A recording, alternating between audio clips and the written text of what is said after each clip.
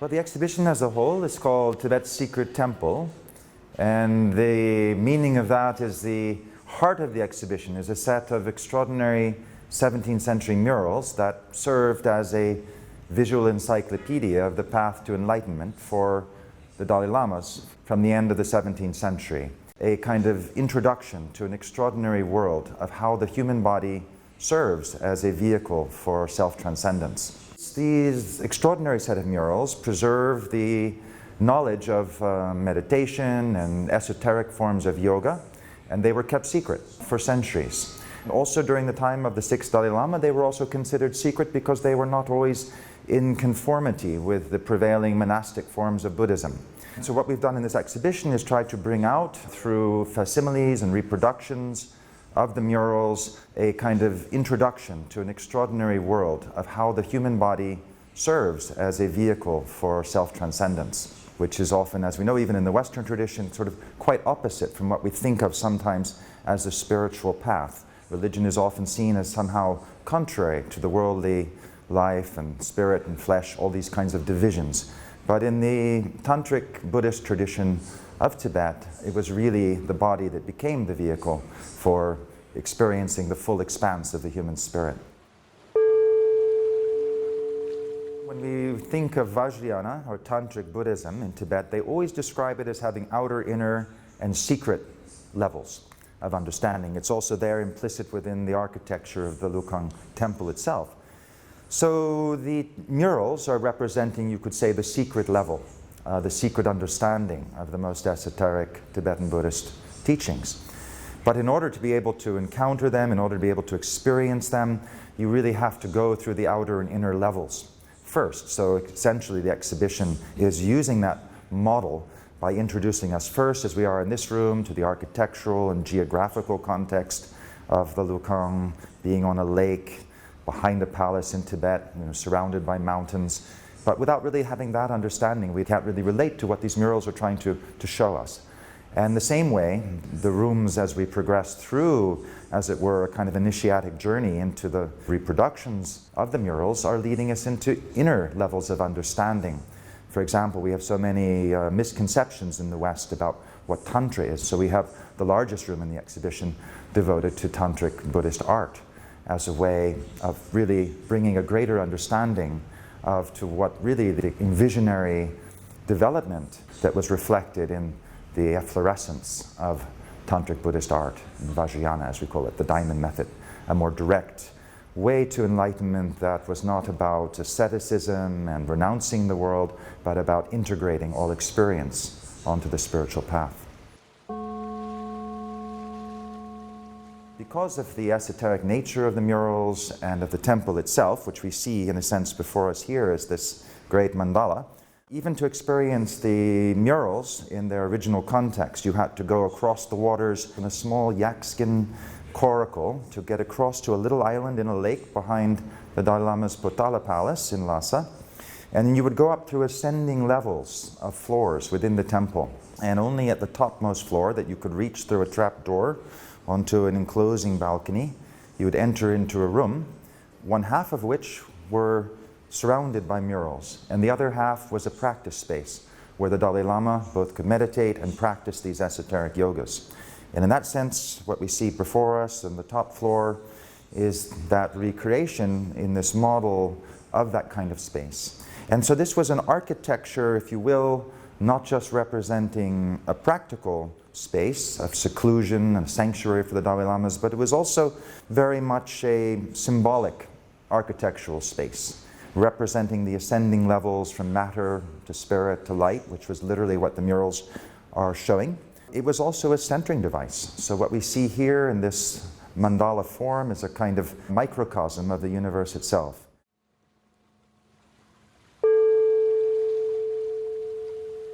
One of the wonderful things about the Wellcome temple is the different ways it can be related to by different people.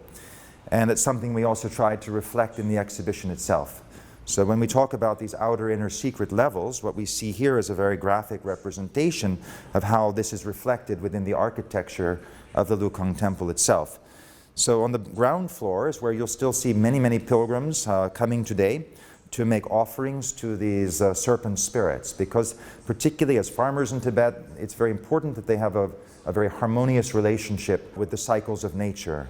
And so they'll actually bring sometimes small pieces of land, of earth, from their farms, and they will make offerings on it, and they'll put it in the water, let it circulate around the temple, but they also come directly into the lower floor to make offerings to these anthropomorphic representations of these energies, if it were, of the deepest psyche. This next level, reached through a set of stairs that come here, is a level that's showing a Tibetan opera that's based upon a kind of heroic journey into the world of the Nagas in order to reveal what was called the wish-fulfilling jewel.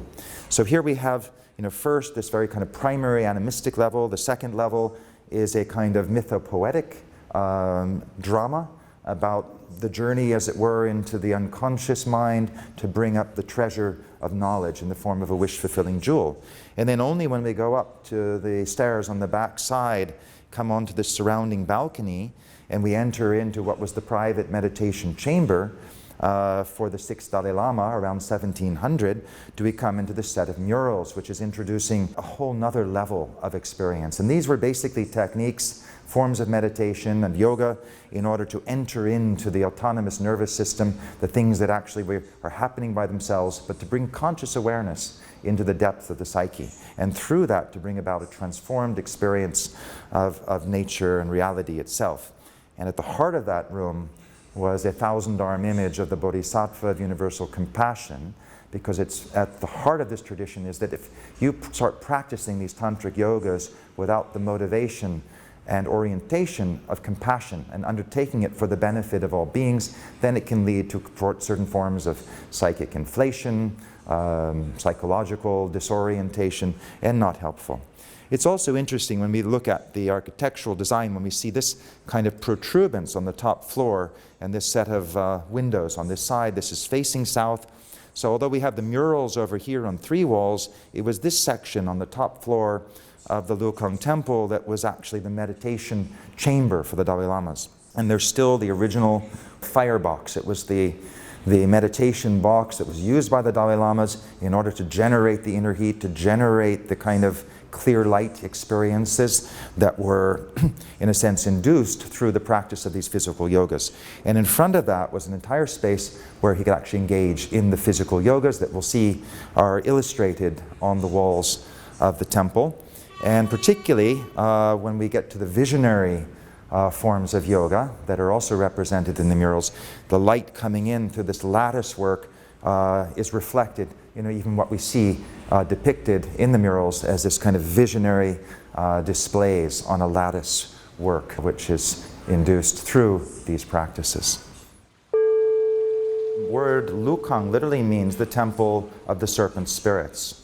It traces itself to a visionary experience that the 5th Dalai Lama had during his meditations, during the construction of the Potala Palace. It's said that one of these Lumo, or literally this sort of female Naga or serpent spirit, came to him during his meditations and complained that their natural habitat beneath the mountain where the Potala Palace was being built was being disturbed by the digging into the earth, the moving of rocks, the cutting down of trees. So the 5th Dalai Lama vowed that when the Potala Palace was finished, that he would build a small temple dedicated to these pre-Buddhist elemental spirits of nature. So this is really what the Lukang temple in its original conception was about. The 5th Dalai Lama passed away in 1683 before that vision could be fulfilled, but the governor of Tibet at that time, Desi Sangye Gyamtso, fulfilled the vision during the reign of the 6th Dalai Lama and created a temple not only dedicated to the spirits of nature in the form particularly of these sort of phonic snakes, if you will, but representing these sort of ascending levels of Buddhist doctrine. So we have first this reverence that's given to the earth, to the ground of our experience, and then the ascending levels going right up to this efflorescence, if you will, of human spirit. So what we see here are some examples of how this serpent energy is represented in Eastern art. Patanjali is most known as the compiler of what are known as the Yoga Sutras. So really at the foundations of our modern understanding of what yoga is was this figure, Patanjali. We don't know exactly when he lived. It's been anywhere from the 2nd century BC to the 2nd century AD. But what's unique in this image is he's shown with his hands in prayer in front of him, but the lower part of his body is a coiled serpent. So what that coiled serpent is representing is not that he was some kind of a shape-shifting human figure, sometimes snake and sometimes human, but in fact it's representing something at the heart of Tantric Yoga, which is called Kundalini, which has often been translated as the serpent power, the serpent energy. But what it's really representing is a pre-conscious power and energy and intelligence, if you will, of the unconscious mind. That when this is activated through the Tantric yogic practices, working with the breath, working with the body, it erupts into consciousness, and our experience of life and reality and of ourselves is transformed. We see it in the image next to it with a serpent in the clutches of this celestial eagle or Garuda. So always in the Eastern tradition, not only in Tibet but throughout Indonesia, this relationship, you could say, of the subconscious, unconscious forces of nature represented by the snake and the celestial conscious spirit associated with the soaring celestial eagle with horns, representing the bringing together, you could say, of what's above and what's below into an expanded experience of human being.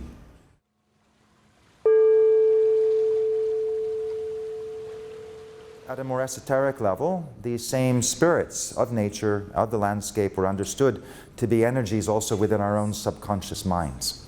And so when we see Tantric Yoga, one of its core practices in its Hindu form is the arousing of the Kundalini, this coiled serpent at the base of the spine, which basically breaks open the chakra system, bringing about this transformation of vision and experience and a kind of transcendental, transpersonal relationship to the phenomenal world. So this is also at the core of the Tibetan yogic practices, which we call Tummo.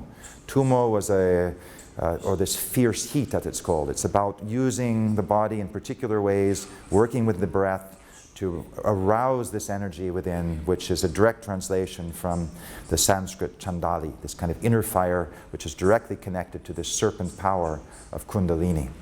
So this is the way we sort of can look at it from the one hand, as exoterically, as a sanctuary for these kind of atavistic energies of earth and psyche, but on a more esoteric level, it's about how we actually engage the autonomous nervous system to bring about a transformation of the conscious mind and awareness. The whole vision of art in the Buddhist tradition was never just for art's sake. Art was a vehicle. It's one reason why the art was always anonymous, which in a way is really the whole idea behind it, which is that we, in a sense, lose ourselves in the aesthetic experience, and through that discover a dimension of being which is beyond the usual range of our concerns and preoccupations in everyday world. So art, in that way, literally becomes a door. So what we see in this extraordinarily beautiful object of the Naga king, the Nagaraj, it's called in Sanskrit, is a beautiful example of the merging in Tibetan culture of aesthetics, of art and symbolism and spirituality. It's this Naga king who was supposed to have kept the sutras of the Prajnaparamita, the perfection of wisdom, which were revealed only about the 3rd century AD and which became the foundation of all later Buddhist and Tantric Buddhist traditions. If we just look at the aesthetics alone, we see this gilded object with inlaid semi-precious stones. We see the element of the snake, the serpent symbolism, only in this crest of snakes on the top of the head, whereas what we see in the face is almost an androgynous, beatific image of human nature being expressed in this gesture of offering, with one leg in the earth and the other foot raised to the sky, bringing what's above and below into a kind of a renewed conjunction. So in other words, it's as we go into the depths of our human experience, this is where the jewel of knowledge emerges from. And the sharing of it, the aesthetic experience that practitioner would have in relating to it, being a way of affirming the kinds of practices that they would be doing, which is this valorization, as it were, of the subconscious depths of human experience. The 6th Dalai Lama led an extraordinarily unusual life. He was very, very different from any of his predecessors or any of the later Dalai Lamas. So he was enthroned at the age of 13 and made the temporal and spiritual leader of all of Tibet in the middle of his sort of pubescent adolescent age. Up until that time, he did not even know what his future role was going to be.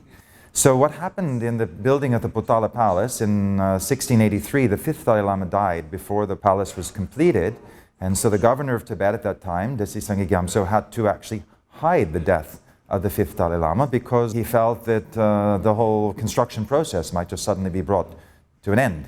In the meantime, he identified the sixth Dalai Lama and sort of, again, kept him in training, but it wasn't really clear what his role was going to be because at this time, the whole situation in Tibet was quite unclear. So when he was finally enthroned at 13, brought to Lhasa, made the temporal and spiritual leader of Tibet, he lived a very different life. He didn't have that kind of strict monastic training early on. And when you think about the top floor of the Wellcome temple being his private sanctuary, and when you see that in these murals are represented tantric practices, you see one whole wall dedicated to these progenitors of the tantric Buddhist path, none of whom are monks, none of whom are ascetics. They're all deeply engaged with what would seem to be worldly life. And they found that this, in all of their songs of realization, are about how the spiritual path is most quickly achieved, not by abandoning those things to which we're attracted to and those things we desire, but by integrating them onto the path, taking the body as the path, taking desire as the path. So the sixth Dalai Lama, unlike any of the other Dalai Lamas before or after him, gave back his monastic robes and he refused to become a monk. And he lived a life of a poet. Spent his time shooting archery in the back of the Potala Palace, but writing beautiful love poems. He is completely revered within the Tibetan tradition as an enlightened master, but he did not live out, you could say, this kind of monastic ideal that was otherwise expected of the Dalai Lamas. But this in no way diminished the faith that the Tibetans had in him, and nor does the current 14th Dalai Lama say that in any way this was anything other than it should have been. In fact, the 14th Dalai Lama said something very interesting. He said, at that time in Tibetan history, it was actually appropriate that the role of the Dalai Lama go back to a hereditary kind of kingship model rather than one based on reincarnation. So he said what was meant to have happened is that the sixth Dalai Lama should have fathered the son who would have become the next Dalai Lama. But because all of this was kind of political heresy at the time, the sixth Dalai Lama was kind of removed from office, as it were, at the age of 22 and went on to sort of have a mysterious life thereafter. We don't really know what happened to him. Outer accounts say that he was kind of sent off to Beijing and died en route. We don't know. But there are also the official story in Tibetan history is that he went on to have a secret life for another 40 years and ended up living out his life in a place called Alakan in Mongolia.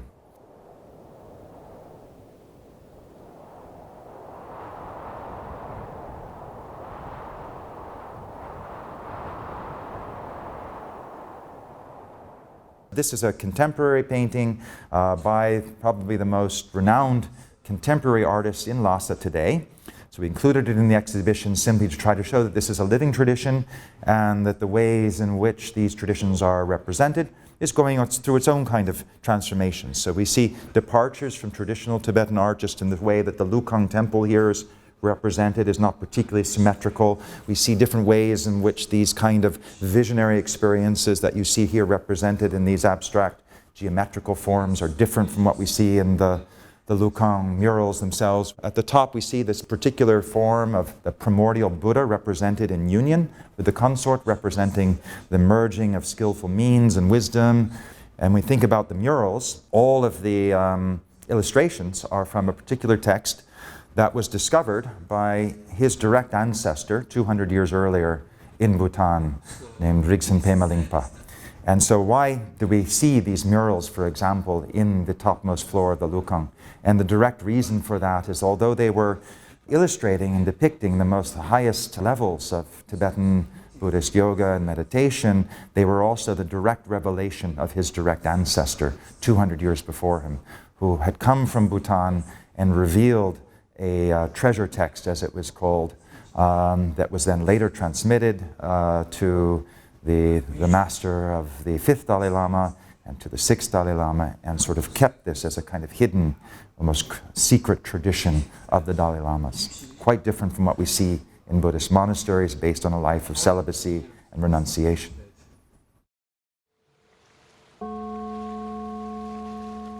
The royal family of Bhutan was very, very supportive of this exhibition because they knew that these murals actually are based upon a text revealed by their own patron saint, Pema Lingpa, in the end of the 1400s.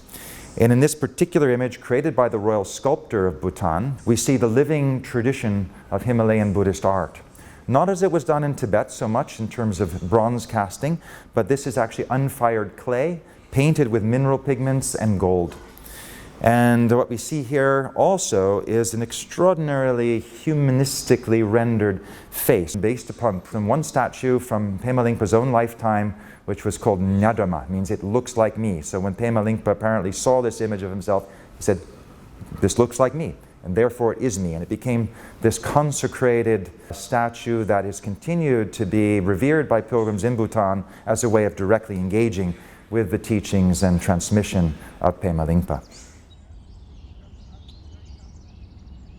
One of the earliest introductions, you can say, when we start hearing about these secret yogas of Tibet was actually the great explorer Alexander David Neal. And it was her extraordinary narrative accounts of her journeys to Tibet at a time when Tibet was entirely closed to the outside world.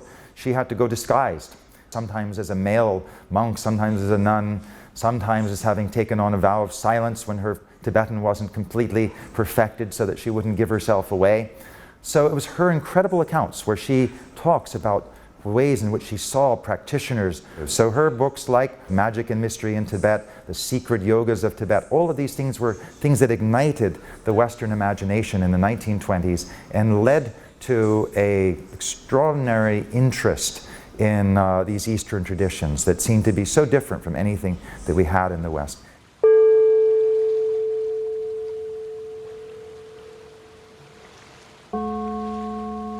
Padmasambhava was the 8th century tantric master who brought Buddhism in its tantric form to Tibet.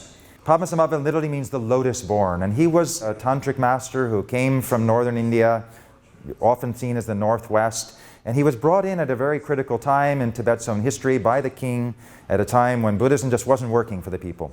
And so the Indian master who was there then said, we have to invite a tantric master, only then will we be able to actually bring Buddhism to Tibet. So he came in first actually as a kind of sorcerer, and he was actually there. He had to tame all of the elemental spirits of the landscape. We'll see beautiful images of him in the Lukang murals taming what were called the 8 classes of being, the Nagas of the underworld, the Tsen of the middle world, and the Gyalpo, these kind of elemental beings that existed even before human beings were on the earth.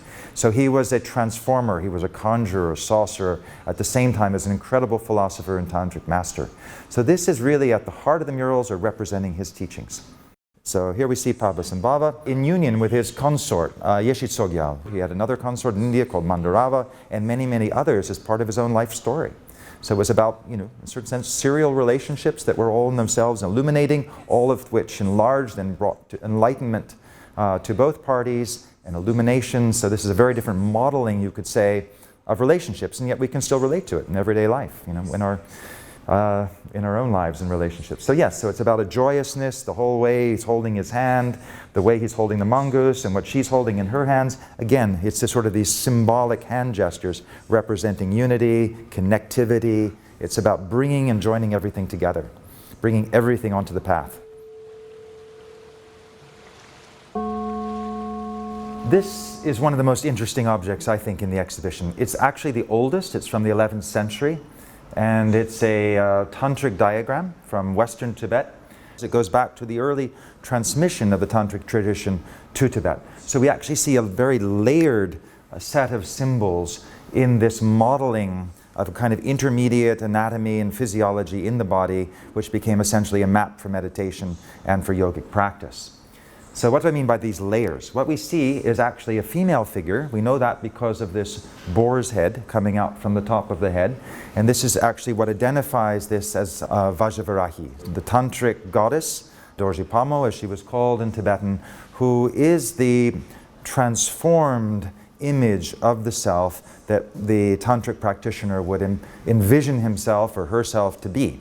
Surrounded by fire often, using the creative imagination to overcome our self-identity. So that represents the Buddhist element within this. However, there are pre-Buddhist elements, for example. We see it in the pelvic cradle, a bow, and we see this the triangle, as it were, being shot up right through the central column of the body. So this is a very powerful image in the Bön tradition. It's not described in Tibetan. And what's happening, what is it that this energy that's being concentrated below is being shot up through the navel? And what we see here, again, are our snakes, the serpent energy. We see a red and a white serpent, and in the center a golden uncoiling serpent. So it's literally as if the bow, this Bön bow, shooting up the Kundalini energy up right through the core of the body, the eruption, as it were, of the somatic intelligence of the unconscious, rising up to the heart. Here we have two inverted triangles, right up to the core, and then we have this rather wonderful kind of depiction, as it were, of the brain. But sent as a kind of magical diagram using particular syllables. But what makes it particularly unusual is that this is not specifically Buddhist, it's not specifically Bön, and it actually is showing an element that was unique to Shaivite tantric traditions of India that you don't see anywhere else in Tibetan art, this depiction of these side channels and the central channel as serpents. So this is a very, very clear evidence that how Kundalini yoga and the Hindu tantric tradition influenced the development of these internal tantric yogas in Tibet. And then even more particularly interesting, we see behind that a swastika. We can see its elements here just kind of sticking out, but we also see it in the left hand. This was a very, very central image both in Bön as well as in the Jain traditions that also actually trace their origins to far western Tibet, to Mount Kailash, where all these traditions actually came together. The Jain, the Hindu, the Buddhist, and the Bön. So actually what we're seeing here is a kind of map, as it were, a diagram for meditation, drawing together all of these traditions into a composite image of how we actually transform our whole sense of who and what we are, using this kind of symbolic anatomy up through the very axis of the body to bring about an altered perception, an altered state of being.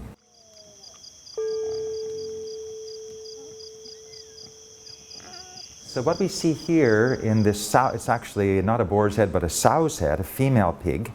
So in one of the forms of Vajravarahi, it's a tantric Buddhist goddess, she's shown always with this this sow's head, female pig coming out from her head. So what that's representing symbolically in tantric Buddhism is the transformation of ignorance into illumination, into wisdom, into enlightenment.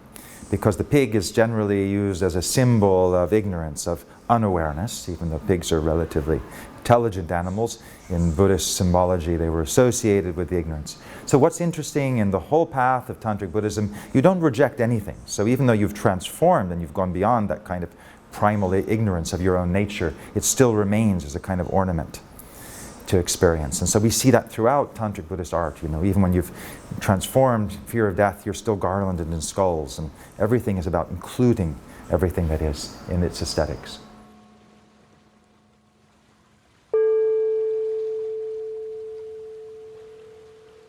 So at this same time that the Wellcome murals were created at the very end of the 17th century, literally in the decade before that, the same governor of Tibet had actually consolidated Tibetan medical knowledge in a form of 79 scroll paintings. And only when that work was completed did they actually begin on the murals in the Wellcome temple. So Tibetan medical tradition was very advanced. It drew upon the traditions of Indian Ayurveda, drew upon the traditional Chinese medicine, as well as indigenous medical and healing traditions in Tibet, as well as Hellenic medicine that had actually come into Tibet through the Silk Route. So it was an incredible composite knowledge, and it was consolidated in the end of the 1600s during the latter part of the reign of the 5th Dalai Lama. And actually this Desi Sangye Gyamtso also built the first Tibetan medical college called Chakpori, directly on the mountain opposite from the Potala Palace. So it was a real period of consolidation of knowledge and a way of trying to really articulate knowledge. And so what was really interesting in terms of the tantric yogic practices is that they were all based upon actual physiological, empirical processes within the body. So this was actually something that we'll see in the murals, in which they're not depicting only these kind of esoteric ideas about energy in the body, but they also depict anatomy as we would more customarily understand it from a Western point of view. And so a lot of what Tibetan medicine was about was trying to actually to bring these traditions together, and that was called Chömen. It was called literally Chö, meaning Dharma or religion, and medicine. So it was about medicine and meditation. How could these be brought together so that we're not only just trying to reach enlightenment, but we're actually healing the body, we're transforming the body, and bringing about an optimal state of health, a transfigured state of being in which longevity, increased well-being, increased physical stamina and resistance were all part of this process of transformation.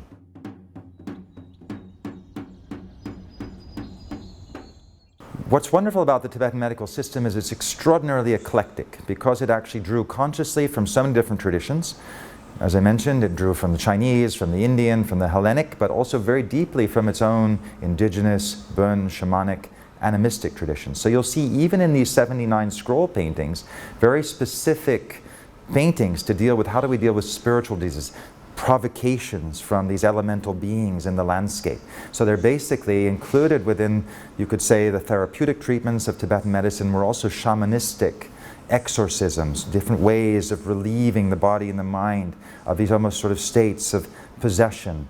And particularly this goes right back to the very heart of the Lukang temple, because there were certain kind of untreatable, medically untreatable diseases that were believed to be caused by the Lu, by these Nagas. So if you did something, if you cut down the wrong tree, moved the wrong rock, dug in the wrong place, if you didn't appease these Nagas, these sort of serpentine energies of the underworld, they would cause lots of different kinds of skin disease in particular, infertility problems. And so Tibetan medicine said these are things that we can't treat through drugs. We can't treat it through any kind of palliative. The skin disease will never go away no matter what kind of cream or ointment you might put on. So it had to be done through exorcism, a way of reconciling the spirit and the body back with the elements of the landscape. And that was really the provenance of the Bön tradition.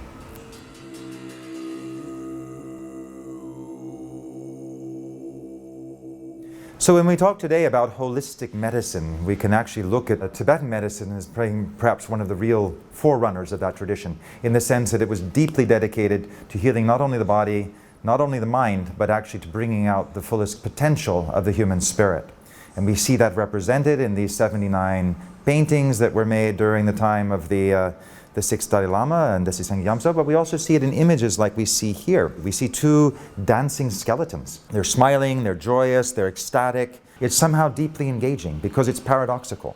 We're bringing together different elements into a single image that would seem to be different. Normally when we see a skull and skeletons, we think of something morbid and something depressing, but here we see something very uplifting. This is all about self-transformation, and to do that we have to overcome all of the things that we normally associate ourselves with, and that means the physical body, that means the flesh and blood, it means the thoughts and emotions that normally define for ourselves who and what we are. Here we see skeletons. So it's this recognition that everything comes to an end. And this is something that Buddhism, of course, was based upon. Everything's impermanent, everything is going to be destroyed, so there's nothing to become attached to. But what Tantric Buddhism did was actually look at the positive side of the coin, which is what this particular object in a way is representing. It's yes, the body itself will come to an end, and yet something new and creative, something joyous, something dancing emerges out of that. So it's a very complex kind of symbolism, a complex kind of tantric aesthetic, if you will, in which we're seeing dissolution, we're seeing disembodiment as being a cause for celebration, a cause for rejoicing. And we see that beautifully modeled in this image where the two skeletons are actually, they're kind of entwined, they're dancing together like a couple. As you see on the left hand, he's holding a treasure vase in his uppermost hand. So this is a treasure vase, meaning it's the richness of the spirit. We see in the other hand, you know, these kind of magic wands and scepters. So this is the kind of mythopoetic, aesthetic, magic realism at the heart of the Tantric Buddhist tradition.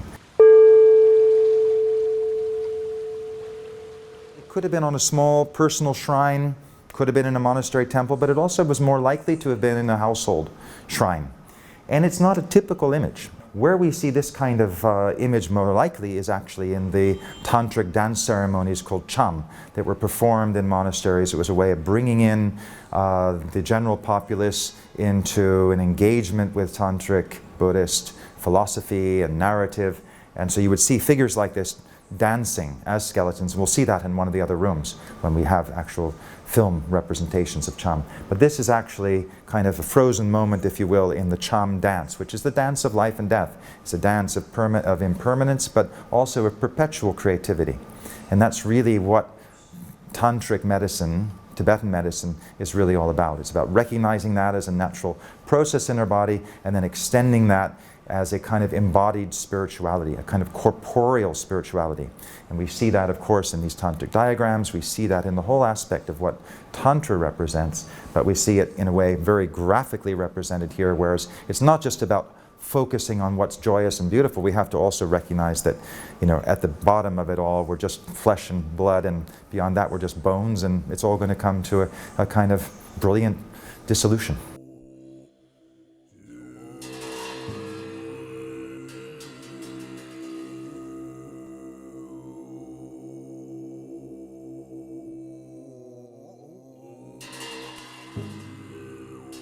Tantric Buddhism brought back the feminine element, it brought back the sensuality, it brought back the movement and the energy into Buddhism that had been somewhat missing in the 1,000 years of Buddhist history. We go back to one of the earliest of the Buddhist tantras, the Vajra Tantra, and on several instances in that text it says the yogin, meaning both male and female, must dance and sing. The yogin must dance and sing.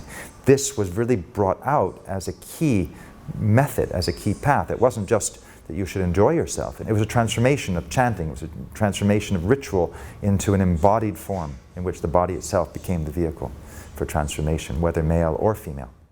So we see this extraordinary being representing enlightened energy, not as a static sitting Buddha, but as a dancing yogini, naked except for her ornaments, symbolically representing human bones. What do the human bones represent? It just means that the sensuality that we're embracing also means to embrace everything that we might otherwise repress or suppress, which means our own mortality. And we see that actually being represented so powerfully at the heart center by this eight-spoked wheel, which is the eightfold path to enlightenment, as articulated by the Buddha 2,500 years ago. So we see all of these kind of things embodied in this beautiful imagery. For example, we see this third eye in their forehead.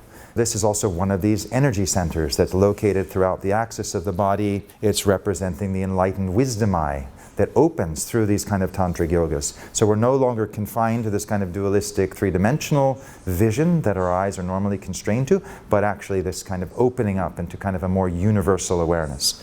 We would have seen here, there's a whole flaming kind of top knot at the top of her head. Again, we've seen that with other images in Tantric Buddhist art, the whole idea of ascendancy being represented sometimes in clothing, sometimes in the way the hands or the feet are located. In this case, it's like the flame of life coming up from the top of her body through the central channel. We'll see a wonderful example of that in the Wellcome murals themselves, with the flame coming out of the top of the head, representing this opening of vision, the opening of being, literally right here. And we see here what would have been probably a sun and a moon, a crescent moon with the sun on top of it, representing again the union of duality, the union of the male and female polarities, and representing both sources of illumination, but brought together in a kind of totality at this top chakra in the body. So what's beautiful in this object is to see the Vajra. So when we talk about Tantric Buddhism or Vajrayana, the Vajra is this symbol of the diamond way or the indestructible way, the way of deathlessness. There are many different ways in which Vajra is translated, but ultimately it's about the supreme, direct vehicle to enlightenment, not by renouncing the things of this world, but by transforming our experience of them. So we look back at how movement, how dance, how all the kind of things that were really not part of Buddhist monasticism now become emblematic of a path to enlightenment, which is completely enlarged, expanded, and extended from what it was in monasteries.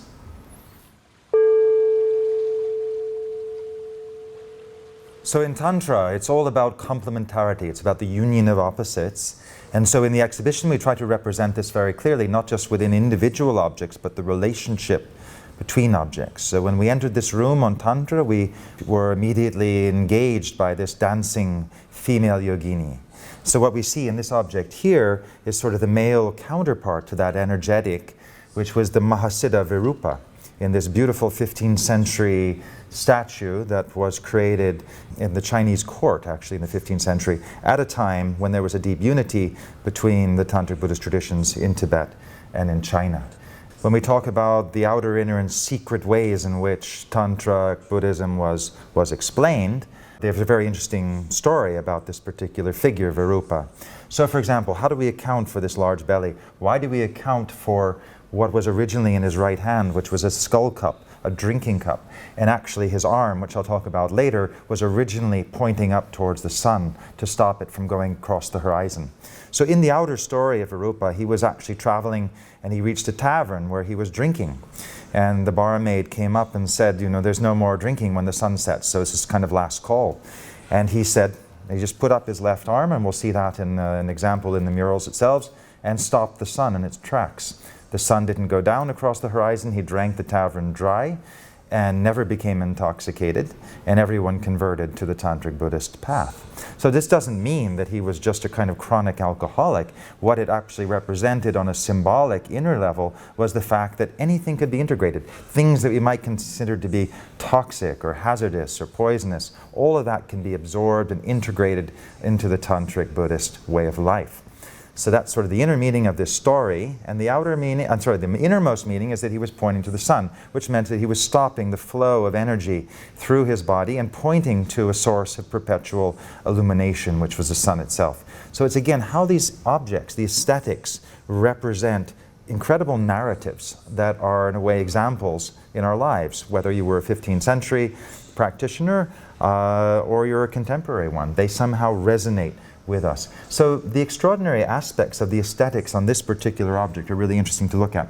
First of all, it's fascinating to realize that this statue ended up in Japan and it had lost its left arm. And when it was conserved, it was put back into a form where it represented a Japanese temple guardian that would have been originally holding a kind of a staff. But actually in its original form, as we'll see in the murals themselves, he was pointing up to the sun. The other aspect when this object was conserved is that he had a meditation belt. We'll also see that it was holding up his left knee. We still see that around him, and yet when it was replaced and conserved, it's now become an ornamental object that goes around his belly, down into his groin, and it comes around his leg. But it's no longer actually serving the function that it did originally, which is symbolically to hold his leg into a kind of meditative pose to direct energy currents through the body in a particular way to bring about an altered state of awareness. So it's again an interesting way to see how the symbology that the object had in its origins has been somewhat transfigured by replacing his arm, and you can see even on his face he's almost as if he's quizzically looking at this prosthetic arm. And yet the figure remains this powerful ideal of being able to absorb everything. And here we see incredible details with the multiple layers of garlands around the body. This was the ornamentation of experience. This was the way that was a complete distinction from the monastic forms where you had to not only shave your hair on your head, you had to shave your eyebrows. It was a complete, you could say, trying to disembody, trying to disengage from the senses and sensory experiences, whereas what an object like Virupa here is showing us that the Tantric masters, it's about engaging them, but engaging them in different ways. So we can drink, but we're never intoxicated, and we can stop the sun in its tracks, whether we understand that to be something, an internal process, or in fact the universe itself. The complete realization through the meditative practices of Tantric yoga. There's a beautiful quotation from one of the earliest of the Mahasiddhas, Saraha, who said, "I have seen in my wanderings great temples and shrines, but I have not seen another one as blissful as my own body." So what we see in Virupa is almost a kind of example where the body itself is adorned the same way a temple might be.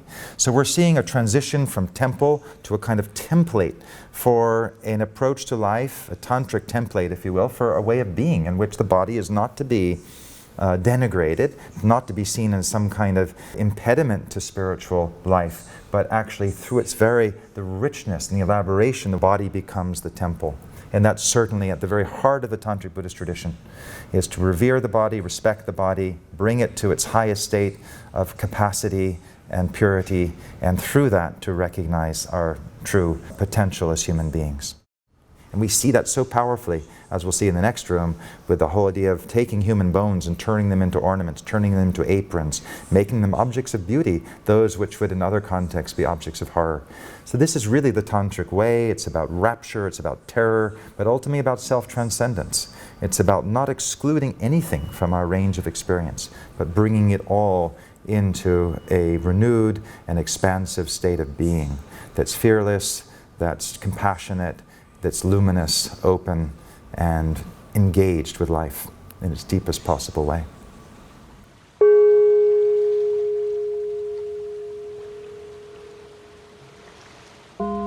This room that we're in now is called Tantra, embodying enlightenment. So we've moved from that world of medicine. We've actually seen how Tibetan medicine encompasses this whole idea of not just healing, but of actually transforming the fundamental human nature, if you will. So in Tantra, is taking this even to the next step. We saw this tantric diagram representing a kind of imaginal, energetic human physiology and anatomy, and what we're seeing here is an extraordinary tantric scroll, which is actually taking that even one step further, where we see the same kind of chakra system along the body depicted differently, but in this case relating it not just to internal processes in the body, but actually relating it to the whole cosmos itself. So this is really at the heart of what is Tantra. Tantra, of course, a very misrepresented and misunderstood concept in the West, but literally if we go back to the actual word, tan meaning to stretch, to expand, and tra meaning method. So this is a way, a method that we use to stretch and expand our sense of who and what we are, so that it transcends our normal range of awareness, our normal range of sympathy, our normal range of self-definition, to actually encompass universal processes. So this particular scroll dates back to a tantra that appeared in India in the 10th century called the Kala Chakra, the wheel of time, or even the wheel of the cosmos. And it was a way of reconciling human nature with cosmological cycles. And we see that beautifully aesthetically represented in this mandala. We see how the Wellcome temple itself is a mandala, a way of actually compressing the universe into a single form, into a single image. We see how that same sense of compressing universal principles is actually compressed into the human body along the central axis of the body, but we see it actually expanded here into this kind of cosmogram. We see the kind of sea, this wonderful depiction of water on the outer edge, and this wonderful sense of aesthetic flow, and this idea being that the whole universe is sort of surrounded by the cosmic sea. And then again, if we can look at this even in terms of medieval Western art and this sort of beautiful use of geometry to represent cosmological principles. So literally the kind of intersecting circles, this vesica piscis, the fish eye that appears here, the kind of visionary experience that results in this sense, literally, when spirit and matter come into a kind of a radical conjunction, energy and form. And this is represented here in these kind of different ways. Even on the back of this scroll, you have these different ways in which we can understand the relationship between the human body and universal cycles. But the aesthetics, I think, are what are extremely interesting here. Just the way that the body is pictured, this kind of squatting posture, so as to show what is really the awakening of the body. It's the opening of the body. And how is that depicted? It's not depicted in a way we might in a Western art, but it's just shown that these universal principles are there, and that when we awaken to that experience, the whole way that we actually experience ourselves is transformed. And that's what takes us back to that earlier chart and diagram where we see these anatomical geometric forms is showing actually these channels of interconnectivity within the body and between these ways in which the body and the mind are actually brought into radical conjunction. What this art, this living tradition, something that was really part of our own ancestral inheritance, but we've somehow lost that in the West ever since the age of Newton. We've sort of entered into a kind of more materialistic relationship with the cosmos, that kind of mythopoetic richness, the kind of magical realism that once colored our experience of the world and of ourselves has somehow been slightly clinicalized, and we've sort of lost that magic. But it's art that remains the door back into that world. So we can look at this completely on an aesthetic level and appreciate something that it's actually showing to us without necessarily subscribing to an esoteric Buddhist tantric worldview. But somehow or other, it's resonant because, of course, our bodies are in direct connection to the cosmos. We know that now even from science. Stardust is what forms our bones. So there's something really extraordinary when we think about it in these terms, how science itself is starting to validate some of these poetic and artistic inspirations that go back half a millennium or more.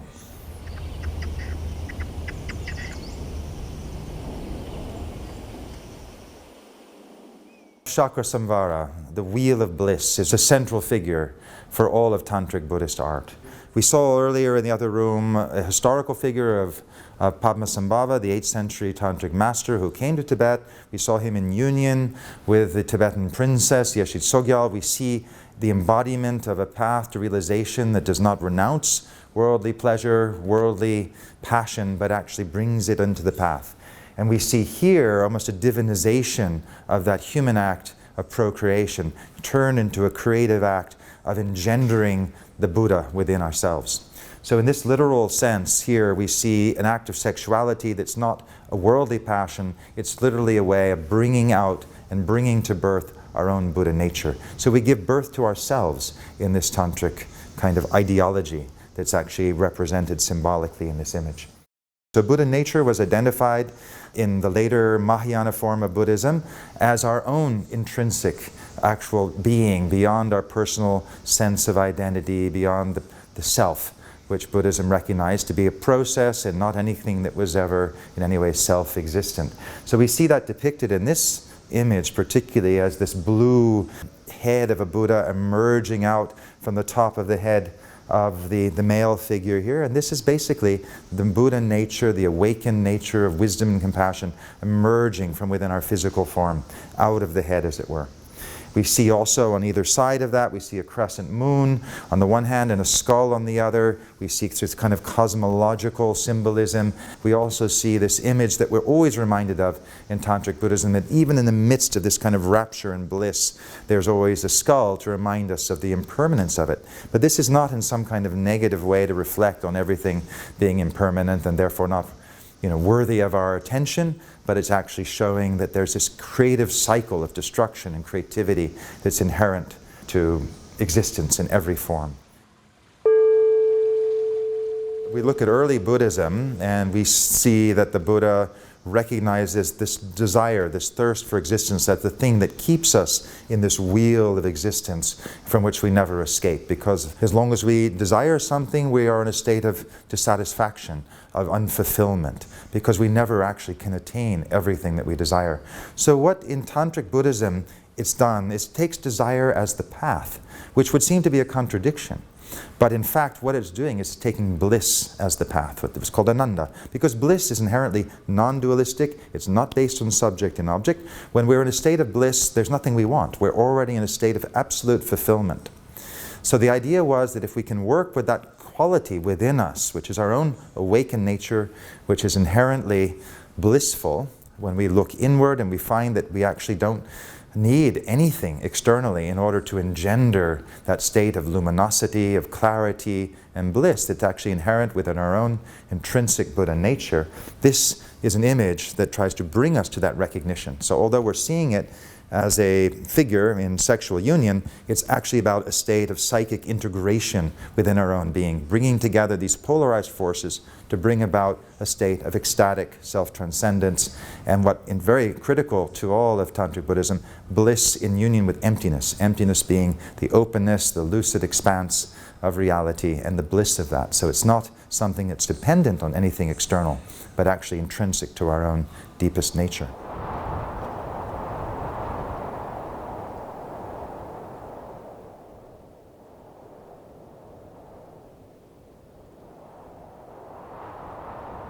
So when we think of this as a support for a kind of psychological transformation, what we're doing is we're actually recognizing this is a divine form which is not separate from us. It's actually our own nature made manifest. And therefore the egoic nature, the kind of personal self, the socialized self, the conditioned self is being trampled beneath the feet of this divine form, the wheel of bliss. So we see this figure on the right is almost like melting. We see a head pressed down. So in other words, this is the crushing of the egoic self. The figure on the other side is representing that same kind of prostration of the ego on another level, just sort of flayed out, and then out of that arises this ecstatic dimension of experience once the ego has been sort of put in its place by being pushed down literally into the ground.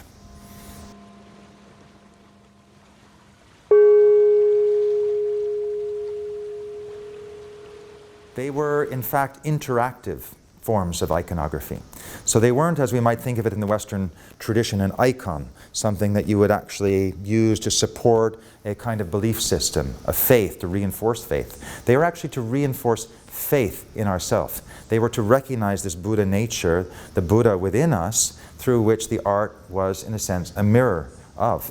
And so in that sense, it's like recognizing yourself. It's as if you were looking into a mirror, but seeing beyond the flesh and the bloods and the bone into this emergent divinity in which Tantra recognized that we all have and we all share. This wisdom and compassion, it is our deepest nature. One of the wonderful things about Tantra is never one-sided. Even if we don't have any background in Buddhist philosophy or Tantra, we can still see this wonderful coming together of something ecstatic, rapture, but something terrifying about it at the same time. We see loving figures embraced by skulls. And so there's a kind of almost a cognitive dyslexia that happens in that. But that's the power of the object. And in a certain sense, this is about Tantra. So it's no longer just about rapture, it's just as much about terror. It's about trying to awaken out of our habitual slumbering sensibilities that actually keep us in this very limited sense of what life is all about.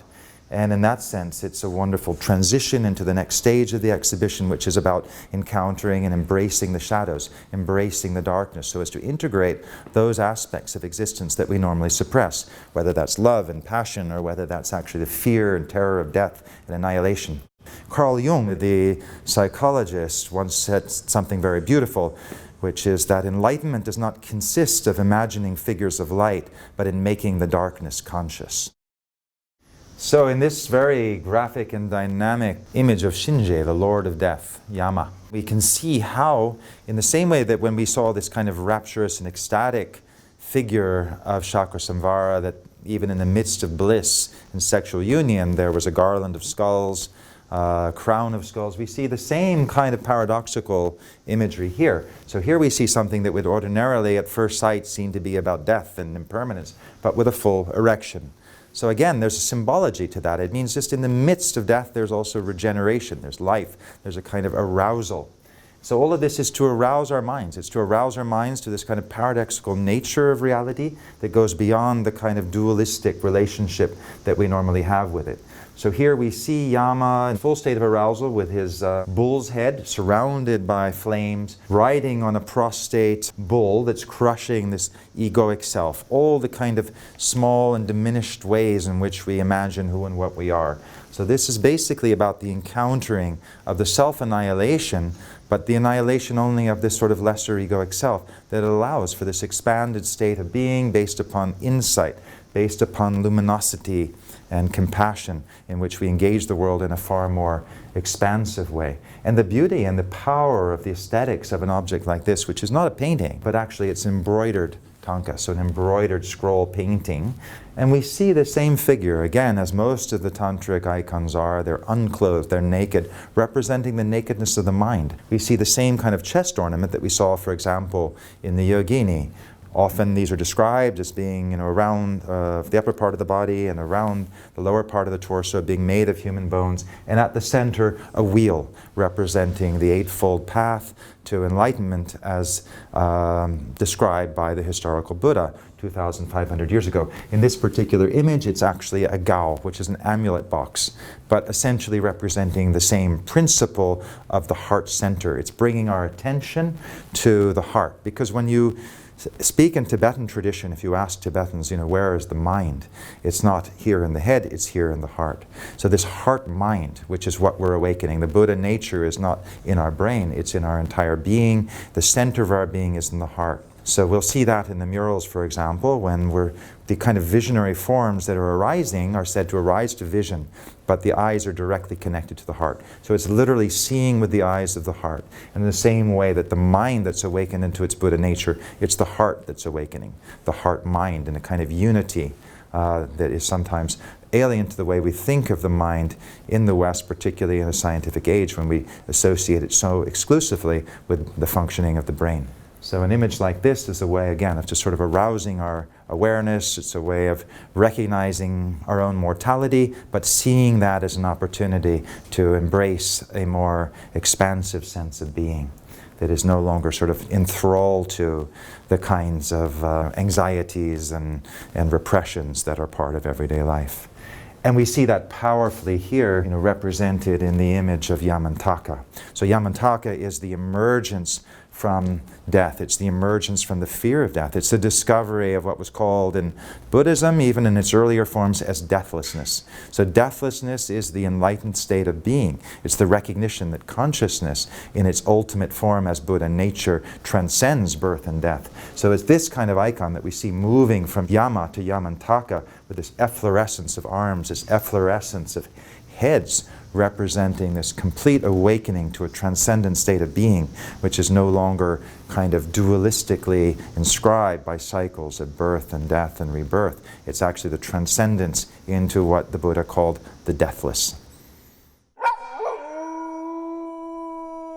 So we saw in the room dedicated to Tantra was a very human form of the yogini dancing, naked, dressed in the ornaments of bones, representing this kind of different approach, you could say, to the Buddhist path and to enlightenment, about this full engagement with the body, full engagements with the senses.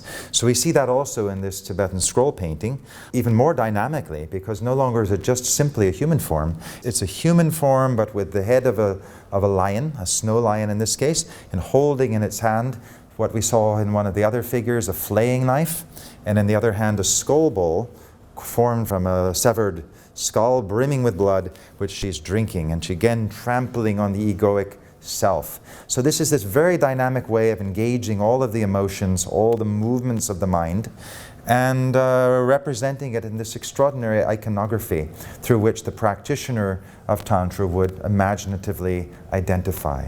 So this whole way that we saw the kind of rapturous tantric deities as a way of emerging from our usual forms of self-conceptualization, and here it's almost a kind of shape-shifting, shamanistic transformation between animal and human, representing all of these kind of liberated energies of the psyche, which are often formed in an animal form. This is why we see the ritual dances in the Tantric Buddhist tradition as often being involving masked dancers with animal masks. So we might see a bull's mask, we might see a tiger's mask, we might see a deer, many, many different forms representing this idea that we are, again, not confined to a single state of identity, but we can actually move into different kind of imaginative identities, therefore not being constrained by any sense of a personal identifiable self, but the self being a process that's transmutable and that can actually move between even species in the case of these dances. So all the energy that's available to us as a lion becomes available through these enacted practices. They're danced. So we're no longer thinking of meditation as just simply, again, sitting quietly on a meditation seat. It's about bringing this into a full embodied experience and enacting it in the world. We see the same imagery that we see in all the tantric deities of this chest plate representing the awakened heart-mind, which is the Buddha nature at the center of our being, which is not egoic consciousness that we might associate with the head, but actually this heart-filledness. So when we think of mindfulness in a kind of contemporary forms, we're really talking in Tantra about a heartfulness, a fully emotive and passionate engagement with life, not a departure from it. Many, many other aspects of Tantric Buddhist art represented here. We see the kind of a retinue of this Singhamukha with other animal-headed forms, here with the head of a jackal, here with the head of another lion-headed dakini, but they're all just representing the shape-shifting, mutable identity at the heart of the Tantric Buddhist vision.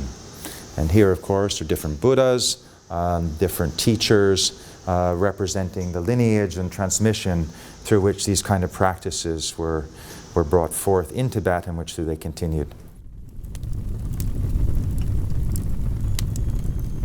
That fire is the fire of awakening. So in the inner tantric practices in which you might visualize yourself as this deity, you would also perform some of these very, very dynamic yogic practices. So first you would bring about this transformed sense of being. You're no longer yourself, you're a deity. Then you would do some very, very complex held breath practices. You'd breathe in, you'd hold the breath in the lower abdomen, and then you'd do these, which we also have in the exhibition, examples of Tibetan yoga, where you're doing very, very extraordinary movements, very different from Indian Hatha yoga, and actually with these great drops, as they were called, in order to rouse this energy up through the central core of the body to bring about this transformed experience of who and what we are. So we saw that in that early tantric diagram with the pelvic cradle being represented as a bow, an idea of this energy being driven up through the body. So that was done also through these tantric trulkor practices, literally what were called magical movements, in order to bring about that transformation. So you perform that with held breath while visualizing yourself as a deity, often in the form of what we see here, Singamukha.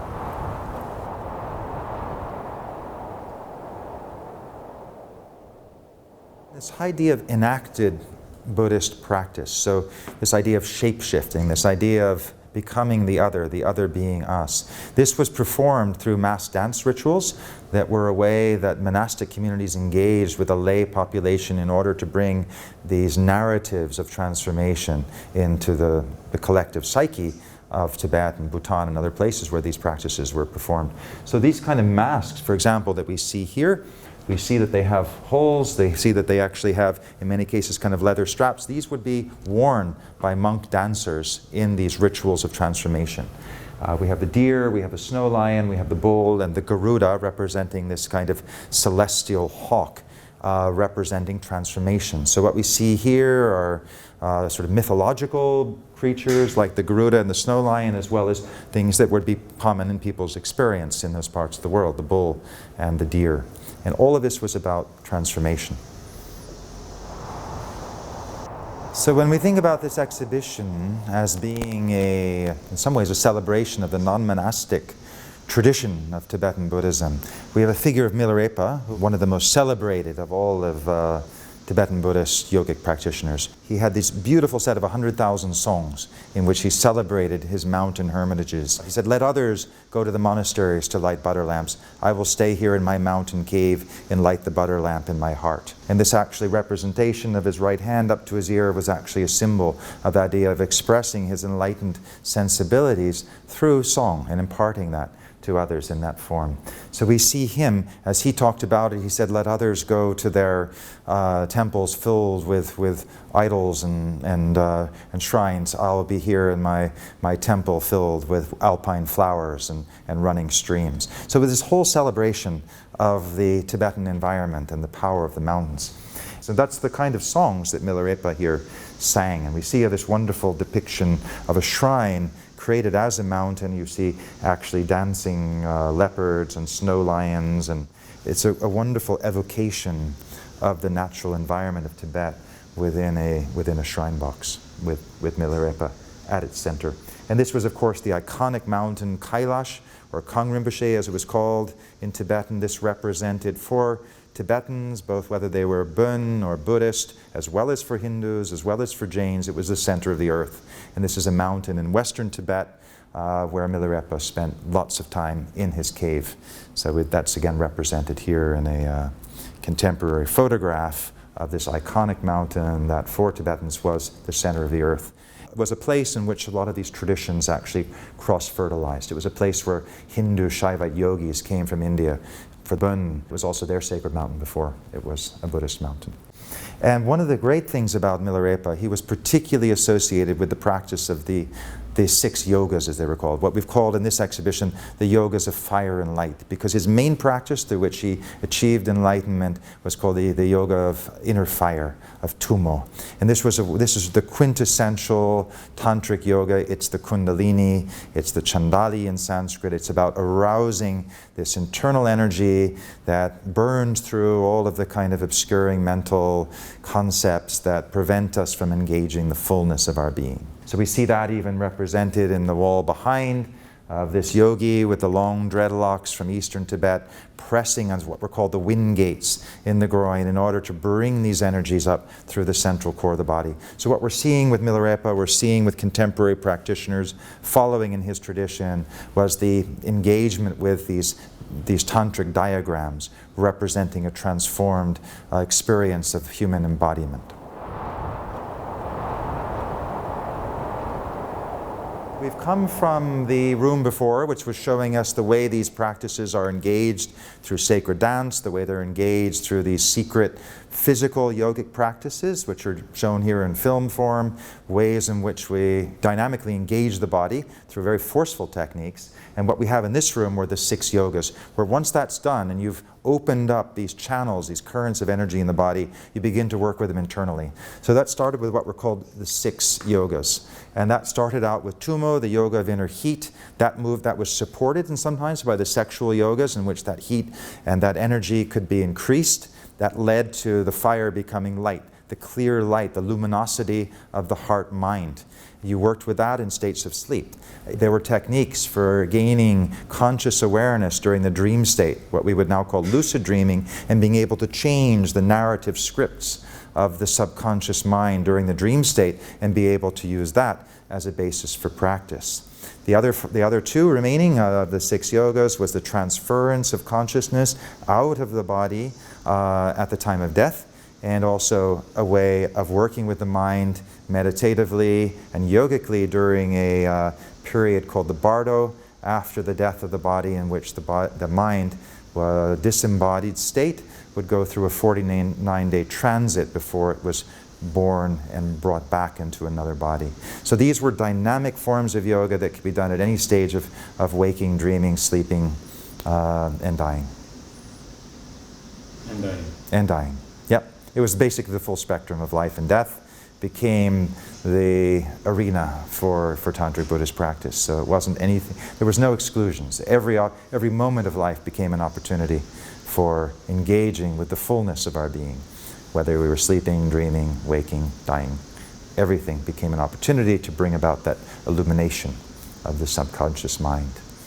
And to recognize that as a field of, as it was described in the tradition, luminosity, clarity, and in a way beyond thought and emotion as we normally conceive it, into a more expanded sense of wisdom, compassion, and universal empathy.